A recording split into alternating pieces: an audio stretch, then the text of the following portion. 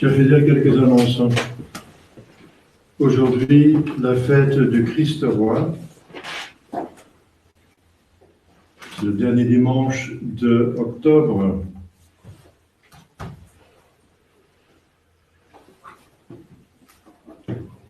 C'est pas comme dans la nouvelle messe, le dernier dimanche de l'année liturgique. Pour eux, il signifie, ils disent le dernier dimanche de l'année liturgique, c'est pour cause. Parce que pour eux, Jésus sera roi à la fin des temps. Et maintenant, c'est la liberté religieuse. La fin des temps est symbolisée par la fin de l'année liturgique. Là, peut-être qu'il sera roi, oui. Dans le ciel, mais ici sur terre, on fait ce qu'on veut, on est libre. Vous comprenez? Et on a proclamé roi de l'univers, ça veut dire les rois à Mars, sur Jupiter, et sur la terre, c'est la liberté religieuse. Donc, c'est pour ça qu'il y a une différence entre... donc, ils ont tout changé, finalement. Entre la tradition, donc l'Église catholique, et la contre-Église. On va essayer de faire un salut, on va faire un salut après la messe, comme demande Pie XI, pape Pie XI, avec la litanie du Sacré-Cœur et l'acte de consécration du genre humain au Sacré-Cœur de Jésus. Les consécrations ont toujours un effet d'emprise de Dieu sur la chose consacrée ou les personnes consacrées. On a besoin de cette sainte emprise pour que le diable lâche emprise sur l'humanité. Pour une très belle fête qui est très actuelle, j'en parlerai au sermon tout de suite. Lundi, Saint Simon et Jude, deux apôtres. Saint Jude, donc Judas, mais le deuxième Judas. Donc il y a un Judas traître, Iscariote, et Judas Thaddée, qu'on appelle pour distinguer plutôt Jude. Jude Thaddée. C'est un très puissant saint qui peut aider dans beaucoup de... Il est invoqué dans les affaires catastrophiques. Il y a des saints qui sont pour les catastrophes, comme Saint Rita, les causes désespérées, Saint Jude. Ce sont des saints très puissants quand on a vraiment besoin d'une urgence. Mardi de la féerie, mercredi et jeudi encore de la féerie, et vendredi c'est la Toussaint, fête de tous les saints. Donc une fête d'obligation, comme vous savez, c'est comme un dimanche. Donc aussi tout sera comme un dimanche. La messe sera à 10h à Belleuil et à 6h à Lost. Donc le 1er novembre. Et après, le jour après, comme vous savez, c'est le jour des morts, ou plutôt des âmes. Parce que ce qui est mort, c'est leur corps, mais on va s'occuper de leur âme. On va faire un effort pour les sortir du purgatoire. Donc tout prêtre est demandé de célébrer 3 messes de requiem pour les âmes. Donc ce sera le samedi. Le samedi, je suis ici donc à disposition pour les messes. Donc on va, si vous voulez, régler ça après la messe pour voir à quelle heure vous êtes disponible pour assister à la messe, si vous voulez. Donc pour que vos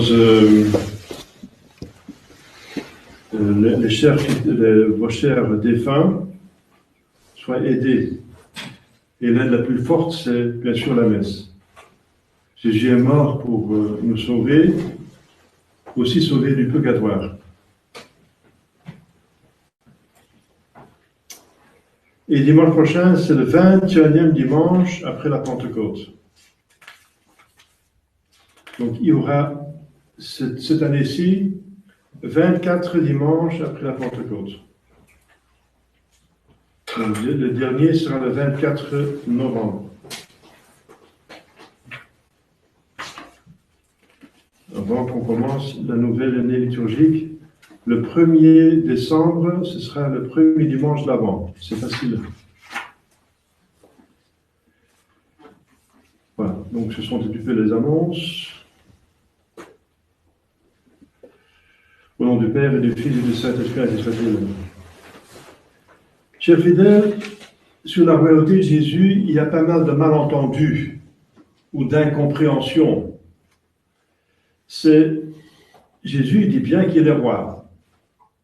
Mais il explique encore, il dit mon royaume, donc mon royaume, dès qu'il est roi, il dit tu le dis. Ça veut dire en hébreu tu dis vrai. Ça ne veut pas dire en français c'est toi qui le dis mais pas moi, non, ça ne veut pas dire ça. La preuve c'est que Jésus dit de mon royaume, donc il est roi. Il dit tu le dis, ça veut dire c'est comme tu dis. Il va dire la même expression devant le grand prêtre. Tu es fils du Dieu vivant, tu le dis, ça veut dire oui. Comme tu l'as dit, ça veut dire en hébreu. Donc il avoue d'être roi. Il dit mon royaume n'est pas de ce monde. Qu'est-ce que ça veut dire? Eh bien, il faut bien comprendre, ça veut dire que de, ça veut dire provenance de.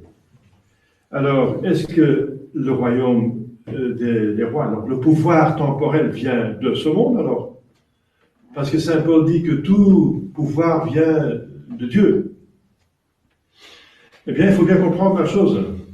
Tout pouvoir vient de Dieu, mais la manière dont on organise ce pouvoir, c'est laissé aux hommes. Il y a plusieurs activités humaines que le bon Dieu règle de cette façon. Par exemple, le mariage. On choisit la femme, ou la femme choisit l'homme qu'elle veut. Mais une fois qu'elle a choisi, elle se présente devant l'Église, c'est Dieu qui fait l'union. Donc le mariage vient des hommes qui choisissent la personne, le conjoint, et c'est Dieu qui fait le lien. Eh bien, c'est pareil, on peut le comparer à la royauté, tout pouvoir. La manière, comment on va choisir le chef, c'est laissé au peuple. En France, les Gaulois ont décidé de choisir le plus courageux, le plus sage, le plus puissant, le plus vertueux, celui qui a le plus de capacités. On le voit parmi les guerriers. Et celui-là, proclamé roi, on le met sur un bouclier. Voilà. Il est proclamé roi par le peuple.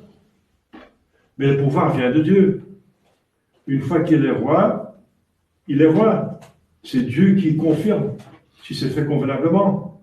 Bien sûr, si ce n'est pas un coup d'État, si ce n'est pas une révolte illégitime. Si c'est fait convenablement, Dieu confirme, et en France, ils ont décidé que la royauté est héréditaire. Donc elle est héréditaire. Mais on peut choisir le gouvernement.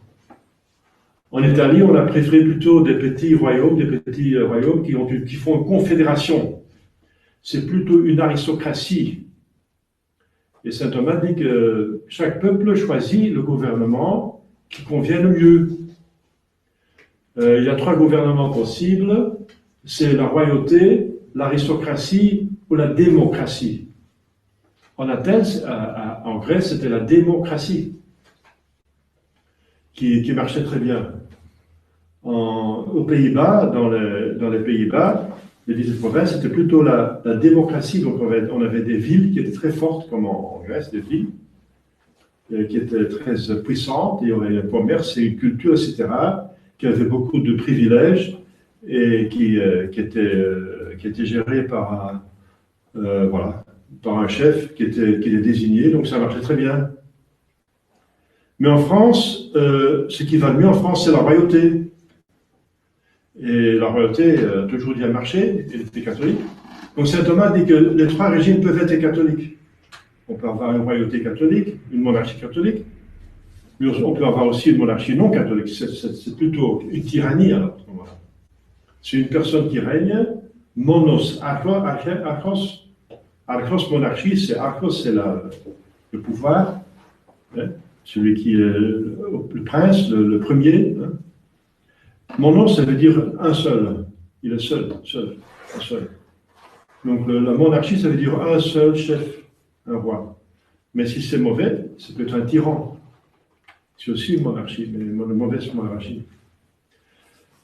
L'aristocratie peut être bien, elle peut être catholique, comme l'Italie en certains temps, et elle peut être aussi une tyrannie, c'est plutôt une oligarchie, alors on l'appelle une oligarchie.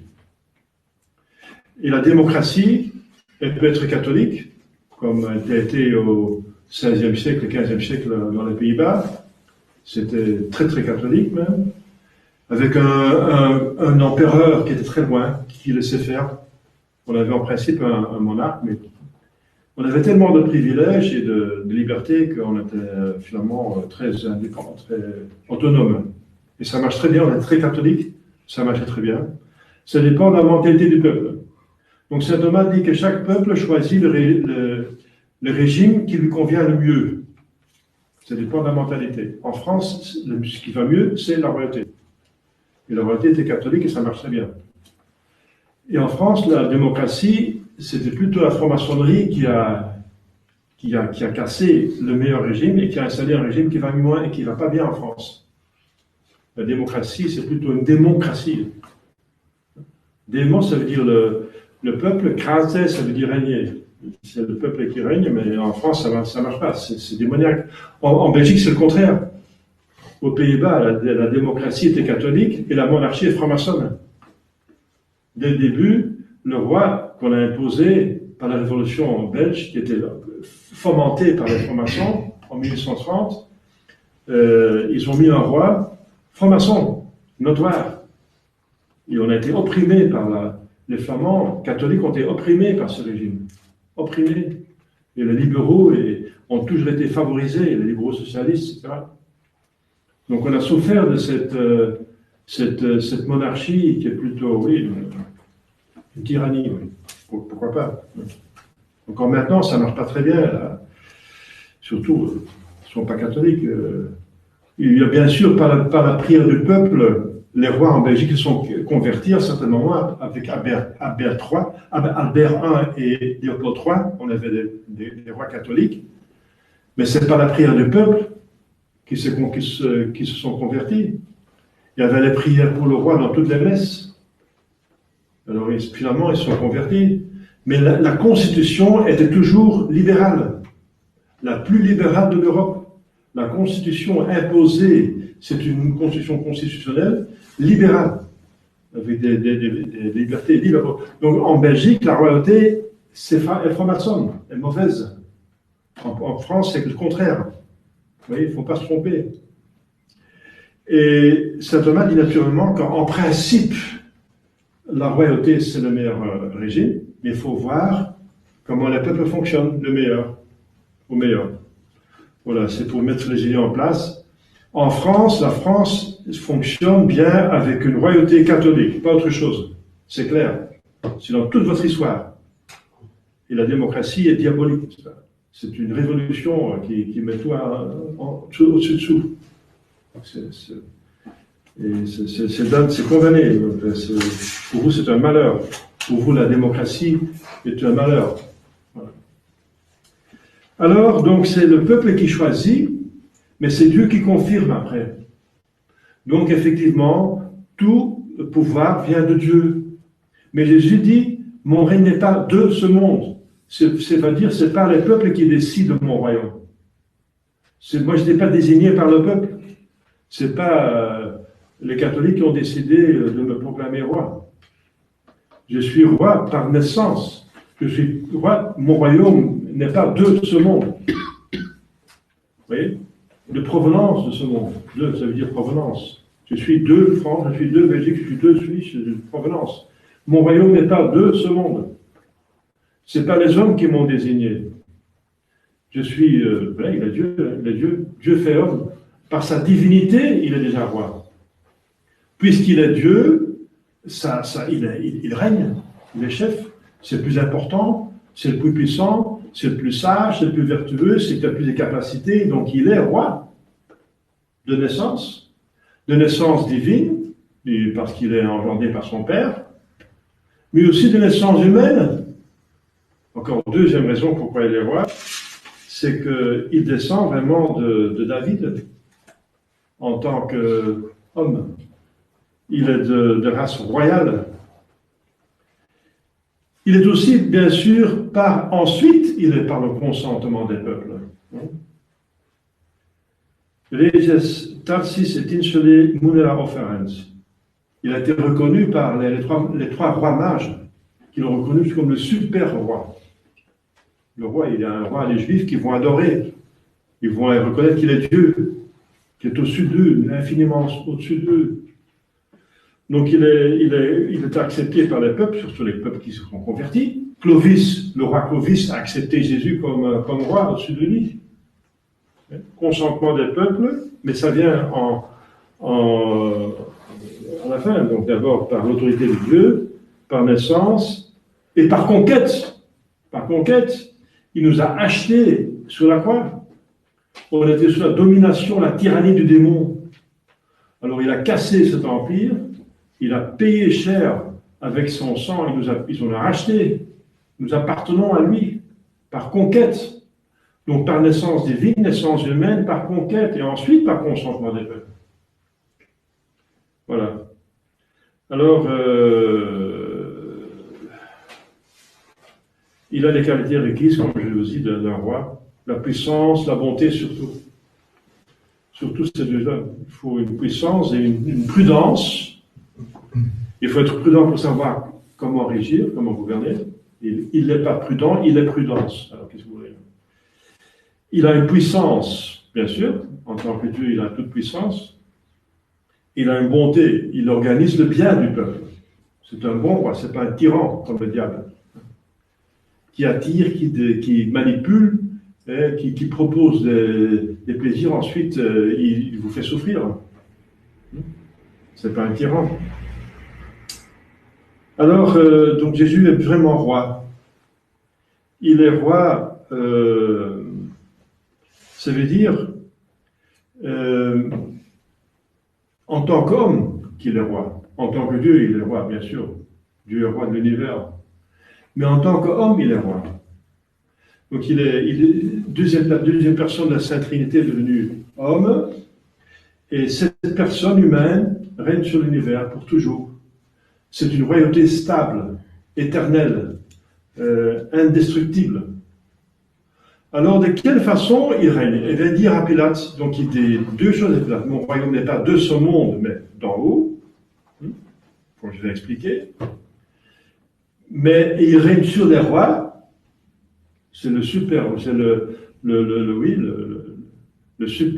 grand roi, le roi le plus grand des rois, et il va régner, il va dire, je suis venu pour en témoignage de la vérité. Et tous ceux qui aiment la vérité m'écoutent et me suivent. Donc son royaume, c'est un royaume qui est fondé sur la vérité. Pourquoi? Parce que lui, pour commencer, il est vérité. Il est le Verbe, fait chair. Le Verbe, c'est la vérité exprimée en Dieu. Il est la vérité. Et il vient, et son royaume est fondé sur la vérité. La première chose qu'il vient faire, c'est prêcher. C'est prêcher la vérité, comment vivre. Quelle est la vérité sur nous? Qu'est-ce que nous sommes? Nous avons une âme. Il y a des gens qui ne se rendent pas compte qu'ils ont une âme, qui vivent comme des animaux. On a une âme qui est éternelle et qui a une destination, le ciel. Et le ciel, c'est être avec Dieu, qui est trine, pour toujours avec les anges et les autres saints. Donc il vient dire la vérité, et il donne aussi les vérités, ça veut dire comment faire pour y aller. Cette vérité qui montre la voie. Il va se dire, je suis la voie qu'il faut suivre. Je montre même l'exemple. 30 ans, il a montré comment vivre véridiquement, dans la vérité, comment suivre Dieu. Mais c'est une vérité qui souffle l'amour, qui souffle le Saint-Esprit, qui organise l'amour, la bonté, le bonheur. C'est pas une vérité quelconque, c'est pas une vérité philosophique qui part en l'air, c'est pas une doctrine, une théorie. C'est une vérité vivante, c'est une personne une personne divine qui est un Dieu avec les autres personnes. Et surtout le Saint-Esprit, c'est une vérité qui va envoyer le Saint-Esprit sur terre, qui cause le Saint-Esprit. C'est une vérité qui cause l'amour envers Dieu et les hommes entre eux, qui cause la communion des saints. On aura bientôt les fêtes, les célébrations de la communion des saints. On est en communion avec les saints dans le ciel et les saints dans le purgatoire. Les saintes âmes, ils sont saintes parce qu'elles ne peuvent plus pécher, ils sont destinés pour le ciel. On est en communion, il y a une communion. Donc c'est une vérité qui nous met en communion, d'amour, de l'amour qui va jusqu'à la mort, un amour qui donne la vie, un amour vrai, un amour total. Comme la vérité est totale, cet amour qui, avec cette vérité cause, est total. Et pour toujours. Elle se donne totalement pour toujours à quelqu'un qui est infiniment aimable. C'est ça la vérité de Jésus. C'est ça son royaume. Et bien sûr, son royaume est sur terre. Il dit à Pilate, mon royaume n'est pas de ce monde, mais que son royaume est dans ce monde, mais il est dit ailleurs. Il dit que votre règne arrive. Le Père, quand en tant qu'homme, il prie à Dieu, il dit que votre règne arrive. Que votre volonté soit faite sur la terre comme au ciel. C'est fort ça. C'est ça sa royauté. Sa volonté soit faite. Un roi commande. Il faut l'obéir pour le bien commun. Il organise le bien commun. Et toutes les volontés doivent être dirigées par un homme qui sait comment faire. Et si on agit ensemble, on fait beaucoup plus que chacun individuellement. Ensemble, on fait une civilisation. On peut faire une civilisation tout seul. Et la civilisation, c'est la meilleure chose qu'un homme puisse faire. On ne peut pas faire plus qu'une civilisation. Eh bien, la civilisation qu'on va faire, c'est sur terre la chrétienté, et ce sera la civilisation du ciel. C'est ça. C'est une civilisation, c'est une civilité, nous sommes des citoyens du ciel. Voilà. Et c'est ce que Jésus, c'est la royauté de Jésus. C'est une royauté qui est vraie, hein. C'est pas quelque chose qui part en l'air, avec une théorie, il est roi quelque part, la vérité, il n'est pas de ce monde, voilà, il n'est pas de ce monde dans le sens qu'il ne vient pas du monde, mais il règne sur le monde. Bien sûr, il commande à ses officiers, ses apôtres, allez dans le monde entier, tout le monde entier, toute la terre. Son royaume s'étend sur toute la terre. Allez dans la terre et allez, 3 commandements. Enseigner la vérité, parce que son royaume est fondé sur la vérité. Faites garder les commandements, c'est fort, hein? Il faut l'obéir. 10 commandements, sinon on va l'enfer. C'est fort, c'est une royauté qui est très forte. Commandement, mais d'amour qui cause un bonheur. Hein? Et baptiser.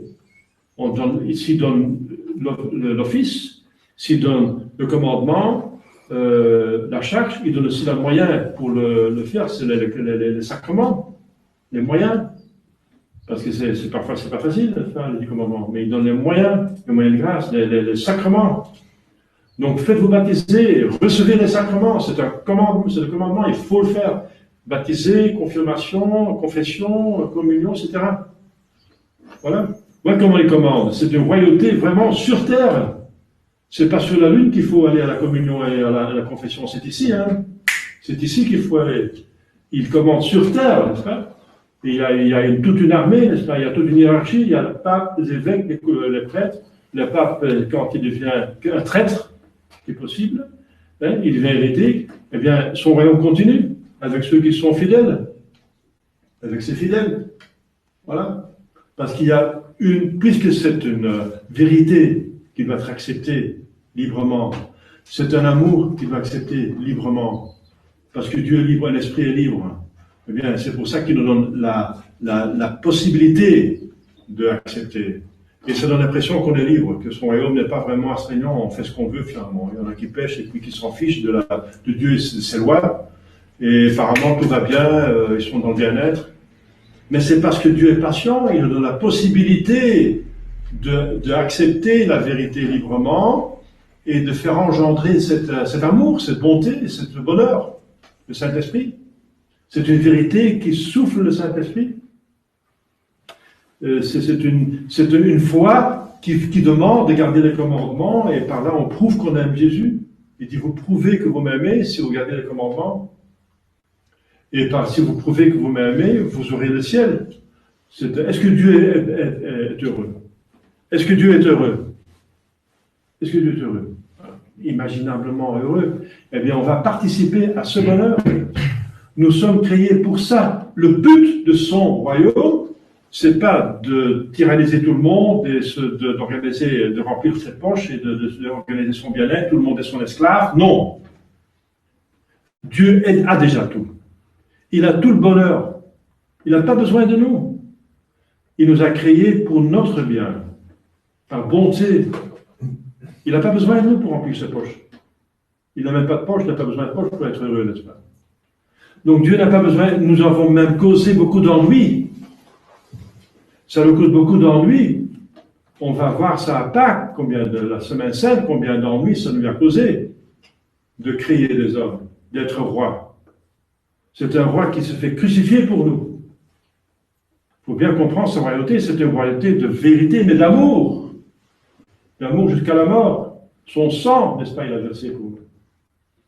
Donc c'est pas comme les rois de la terre, hein, les dominateurs de la terre qui prennent le pouvoir pour avoir beaucoup de revenus, n'est-ce pas? Et voilà, d'organiser surtout leur bien-être à eux. Le pouvoir est donné par Dieu pour organiser le bien commun, le bien de la société, comme lui, il le fait. Il nous a créés, nous sommes civilisés pour notre bonheur. La gloire de Dieu, c'est notre bonheur. C'est le ciel. Tout a été fait par Dieu en vue du ciel. Et le ciel, c'est une participation à son bonheur. Il faut bien comprendre ce roi. C'est un roi de vérité et d'amour. C'est le Fils qui envoie le Saint-Esprit. Le Fils qui est le Verbe. Voilà. Donc, et les rois de la terre doivent l'imiter. Ce sont des lieutenants, le lieutenant du vrai roi, qui le remplace, qui organise le bien des peuples, le bien naturel des peuples, le bien commun des peuples, et qui doivent donner l'occasion à l'Église d'organiser le bien surnaturel et définitif.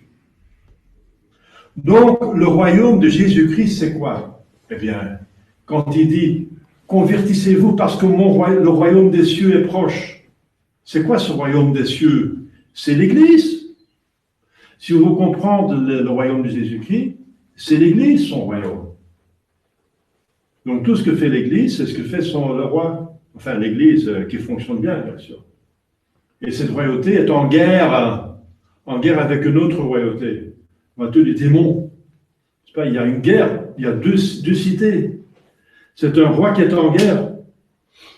Et c'est une guerre atroce qui veut exterminer.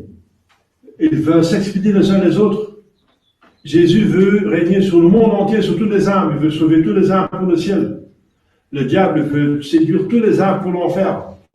Ce sont deux royaumes qui se combattent à mort pendant des siècles, dès le début de l'humanité. Je mettrai des inimitiés entre toi et la femme, entre ta descendance et ta descendance. C'est vraiment, nous sommes en guerre. Il n'y a pas de paix. Vatican II a voulu faire la paix avec tous ses ennemis. C'est la trahison. Faire la paix derrière le dos du roi qui a proclamé la guerre, c'est trahir, c'est pactiser avec l'ennemi. C'est Vatican II. On veut la paix avec tout le monde. On va respecter tout le monde. On va respecter le communisme. On va respecter le protestantisme. On va faire la paix avec tout le monde sans les convertir. On va faire des amitiés avec tous les ennemis de l'Église sans les convertir. Eh bien, c'est la trahison. Et vous voyez là bien la suite. Vatican II, c'est le cheval de Troie. Vous voyez la suite que le royaume de l'Église a été bien attaqué. Hein. La quantité diminuée considérablement. Avant, le Concile avait à peu près 1 milliard de vrais catholiques. Maintenant, il y a 1 milliard d'hérétiques qui se disent catholiques. Hein. Et ceux qui sont vraiment catholiques, c'est un tout petit nombre. Donc nous sommes sous une très forte attaque tout en sachant que notre roi est Dieu tout-puissant. Donc, où est le problème? Il est de notre côté, qu'on ne l'obéit pas, qu'on ne le suit pas. C'est ça. Donc, si nous voulons la victoire, le bonheur, le ciel, il faut l'obéir. Celui qui m'aime m'obéit. Si vous m'aimez, suivez-moi. C'est fondamental. Vive la liberté. N'est-ce pas? Le Vatican II a proclamé la liberté religieuse. Toutes les religions sont bonnes, n'est-ce pas? Maintenant, François, il court avec Pachamama, n'est-ce pas? Une autre idole. Qu'est-ce qu'il va chercher la prochaine fois maintenant? Il vénère une Pachamama, l'idole de l'Amazonie. Il a clairement dit, non, c'est pas la Sainte Vierge de l'Amazone, c'est vraiment la Pachamama, l'idole. Et il est désolé que quelqu'un ait jeté les idoles dans le Tibre. Il demande des excuses. C'est incroyable. Les saints ont cassé les idoles. Les saints ont cassé physiquement. Saint Martin, le grand Saint Martin, a cassé les idoles en France. Et bien sûr, on voulait le tuer. Mais il a prouvé qu'il prêchait le vrai Dieu par des miracles. Et c'est comme ça qu'on s'est convertis, tous, dans la campagne. Saint Martin, c'est la peau des campagnes, parce que les grandes villes, Paris était converti. Mais la campagne, il y avait encore plein d'idoles dans la campagne. Saint Martin, c'est le grand apôtre des campagnes. Il a converti toute la France, à fond, vraiment. C'est beau, n'est-ce pas? C'est magnifique. Mais il a cassé physiquement des idoles, des temples, des faux dieux, n'est-ce pas? Des statues. Il a pris un marteau. Hein? C'est Martin Martel. On a eu Charles Martel, hein, le marteau des amistes. Mais il y a Martin Martel avec le marteau, finalement. Il y a plein de saints qui ont cassé les idoles. Il y en a beaucoup. Et c'est voulu par Dieu. C'est béni.